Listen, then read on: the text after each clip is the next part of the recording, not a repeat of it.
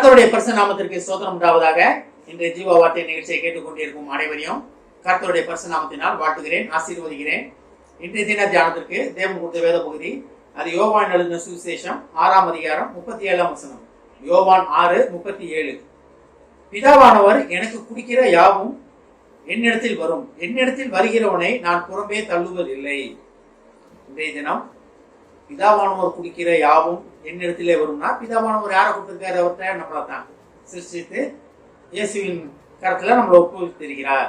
அப்ப அனைத்தும் நம்ம திரும்பி அவர்கிட்ட தான் போக போறோம். பிதாவை இடத்தில் நம்ம எல்லாமே போக போறோம். யார் மூலமா? இயேசுவின் மூலமாக நம்ம பிதாவை தரிசிக்க போகிறோம். எப்ப? நம்ம மறுமையில, நம்ம இரண்டாவது இதுல நம்ம பரலோகத்துல பிதாவை முகமுகமா தரிசிக்க போகிறோம். அப்ப பிதாவை மட்டும் கிடையாது, இயேசுவையும் தரிசிப்போம், பரிசுத்தாவியும் பார்ப்போம். நம்ம இதுதான் இதுல சொல்லப்பட்டு இருக்கிறது. அப்ப நம்ம எப்படி பாருங்க, தேவன கையிலே கொடுக்கப்பட்டவர்கள் நம்ம. பிதாவானவர் எனக்கு கொடுக்கிற யாவும். அப்ப நம்ம தான் இயேசுவின் கையில கொடுக்கப்பட்டவங்க, பிதாவால் இயேசுவின் கையிலே கொடுக்கப்பட்டவங்க. அப்ப நம்ம எப்பேற்பட்ட பாக்கியம் பெற்றவங்க. அவர் சாயலாக படைக்கப்பட்டு அவர்கிட்ட கையில கொடுத்து நீ அவங்கள பாத்துக்கப்பா அப்படின்னு நம்ம கொடுக்கப்பட்டு இருக்கிறோம். சகலமும் எனக்காகவும் எனது மூலமாகவும் எனக்காகவும் படைக்கப்பட்டது பைபிளை படிக்கிறோம். நம்ம அது எதுக்கான? இயேசுக்காக படைக்கப்பட்ட படைப்பு. நம்ம இயேசுக்காக நம்ம படைக்கப்பட்டு இருக்கிறோம், அவர் கையில கொடுக்கப்பட்டு இருக்கிறோம். அப்ப அவர் தான் நமக்கு சகல மேய்ப்பர். அவரு அப்ப மேய்ப்பர் என்ன செய்யறாரு? நம்மள நல்ல புல்லுள்ள இடங்கள் கூட்டு போறாரு, அமர்ந்த தண்ணீர் கூட்டு போறாரு. எங்கேயுமே கஷ்டமானதுல நம்மளை கூட்டு போகவில்லை. அதுலயே பாக்குறோம், காணாமல் ஆடை பத்தி பாக்குறோம். காணாமல் ஆடை தேடி 99 ஆடை சேஃபா வச்சுட்டு அந்த ஒரு ஆடை தேடி வராரு. ஒருவேளை நம்ம காணாமல் இடத்துல இருப்போமா? அதனால தான் என்னிடத்தில் வருகிறவனே நான் பொறுப்பை தள்ளுவதில்லை அப்படின்றாரு. அப்ப நம்ம பிதாவிடத்தில் இயேசுவிடத்தில் போறவர்களாக நம்ம காணப்பட வேண்டும். பிதா படைச்சாரு, இயேசு கையில கொடுத்துட்டாரு, எல்லாமே ரைட்டு. ரிபலியன் நடந்தோம்னா அந்த ஒரு ஆடு மாதிரி ஓடி போயிட்டோம்னு வச்சுக்கீங்களேன். என்ன, அந்த ஆடு வாய் திறக்காம இருந்துச்சுன்னா, சத்தம் போடாம இருந்துச்சுன்னு வச்சுக்கீங்களேன், கண்டுபிடிச்சிருக்க முடிய மாட்டேங்க அந்த மெய்ப்பனை. அந்த ஆடு நான் தப்பி போயிட்டேனே, வலிஞ்சுதான் நிற்கிறேனே, அந்த ஆடு கத்தி இருக்கும், கதறி இருக்கும், தனிமையில நிற்கிறேனே அப்படின்னு. அப்ப அந்த சத்தம் கேட்டு பிதா மெய்ப்பன் போய் அந்த ஆடை கொண்டு மந்தையில சேர்த்தார். நம்ம எப்படி இருக்கோம்? நம்ம மெய்ப்பனை விட்டு வெளியே நான் சந்தோஷமா, நான் இருக்கிறது ரொம்ப சந்தோஷமா இருக்கேன்னு இருக்கோமா? இல்ல பிதாவே, இயேசுவே, நான் உங்களை விட்டு தாண்டி வந்துட்டேன், உங்க வழியிலே அறியாம நான் வெளியே வந்துட்டேன், என்ன உங்க பட்டக்கம் சேர்த்துக்கோங்க, உங்களாண்டி சேர்த்துக்கீங்க அப்படின்னு நம்ம தேவன்கிட்ட முறையீடுகளை காணப்படுகிறோமா? நம்ம ஜெபமே அதுதான், நம்ம பண்ணிட்டு இருக்கோம். ஆண்டவரே, நாங்க உண்மை பார்க்கணும், உண்மை தரிசிக்கணும், மறுமையில உண்மையோட இருக்கணும். இதுதான் நம்ம படைக்கிற ரகசியமே தான். நம்ம கிறிஸ்தவர்கள் எதுக்கு ஆலயத்துக்கு போறோம், எதுக்கு வேதத்தை படிக்கணும், எதுக்கு நம்ம சரியா இருக்கணும்னு ஆசைப்படுறோம்னா, நம்ம மறுமையில தேவனை தரிசிப்பதற்காக. இவ்வளவு வாழ்க்கையிலும் ஆசீர்வாதம், பரலோகத்தின் ஆசீர்வாதம். இது நம்ம உணர வேண்டும். அப்ப தேவன் அதுக்காகத்தான் நம்மளை படைத்திருக்கிறார். அதான் சொல்றாரு, என்னிடத்தில் வருகிறவனை நான் புறப்பே தள்ளுவதில்லை. அப்ப தேவனிடத்தில் நம்ம போக ரெடியா இருக்கோமா? தேவ சமூகத்தை நமக்கு போய் பார்க்கறதுக்கு, தேவ சமூகத்தை தேடுவதற்கு நம்ம ரெடியா இருக்கோமா?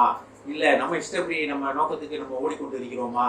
தேவ சமூகத்தை தேடுபவர்களாக, தேவ சமூகத்தை அண்டி ஓடுபவர்களாக நம்ம காணப்பட வேண்டும். இதுதான் நம்மளோட அழைப்பே. நம்ம பிதாவானவரை தரிசிக்க வேண்டும். தேவ சாயலாக படைக்கப்பட்டது எதுக்கான? சும்மா இஷ்டப்படி வாழ்ந்துக்க அப்படின்றதுக்காக கிடையாது.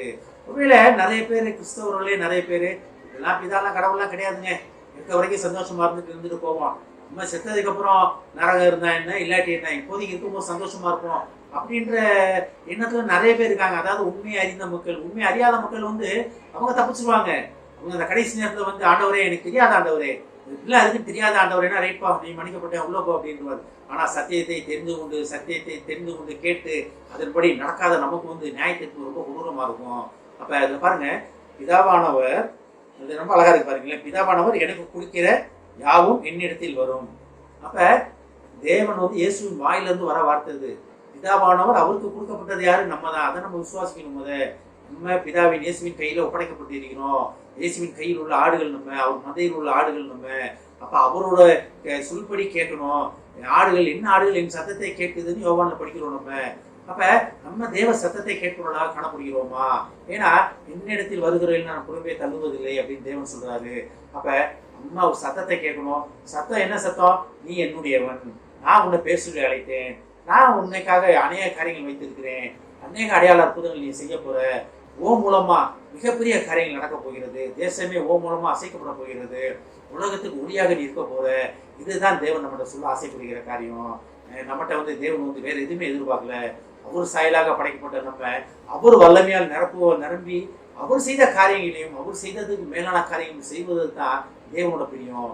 அதனால் தான் பிதாவானவர் எனக்கு கொடுத்த யாவும் அவனிடத்தில் வரும், என்னிடத்தில் வருகிறவனை நான் புறம்பே தள்ளுவதில்லை. அப்ப நம்மளை புறம்பே தள்ளுகிற பிதாவானவர் கிடையாது, இயேசு கிடையாது. அதை விசுவாசித்து தேவ சமூகத்துல காத்திருப்பதற்காக நம்ம அழைக்கப்படுகிறோம். ஆமென். ஜெபிப்போம். எங்களை அதிகமான அன்பின் பரலோக பிதாவே, உம்மிடத்தில் வருகிறவர்களை நீர் புறம்பே தள்ளுவதில்லை என்று சொன்ன மகா கிருபையான வார்த்தைக்காக நன்றி ஆண்டவரே. நாங்கள் உம்மிடத்தில் வந்து நிற்கிறோம் ஆண்டவரே. உமது சமூகத்திலே உமது பாதப்படையிலே நாங்கள் அமர்ந்திருக்கிறோம் ஆண்டவரே. எங்களை நீர் சேர்த்து கொண்ட மந்தையிலே சேர்த்து கொண்ட மகா கிருபைக்காக நன்றி ஆண்டவரே. இதை கேட்டுக்கொண்டிருக்கும் ஒவ்வொரு குடும்பத்தையும் முதுகத்தை தெரிகிறோமப்பா. குடும்பத்தில் நோய்வாய்ப்பட்டு இருக்கிறவர்களை முதுகத்தை தெரிகிறோமப்பா. அது தேவையான ட்ரீட்மெண்டால் அவர்கள் குணமாக உதவி செய்ய மாட்டவரே. பரலோக வைத்தியராகிய நீர் அவர்களை குணப்படுத்த மாட்டவரே. அவர்கள் என்ன செய்ய வேண்டும், யாரை போய் பார்க்க வேண்டும், எந்த டாக்டர் செல்ல வேண்டும் என்பதை ஒரு திட்டம் தெளிவாக போய் தர மாட்டவர். தேவையான பணத்தை தர மாட்டவரே. தேவையான காரியங்களை நிரப்பும் ஆசீர்வதிக்கிற மாட்டவரே. இயேசுவின் மூலமாக கேட்கிறேன் நல்ல பிதாவே. ஆமென். கர்த்தர் உங்களை ஆசீர்வதிப்பாராக.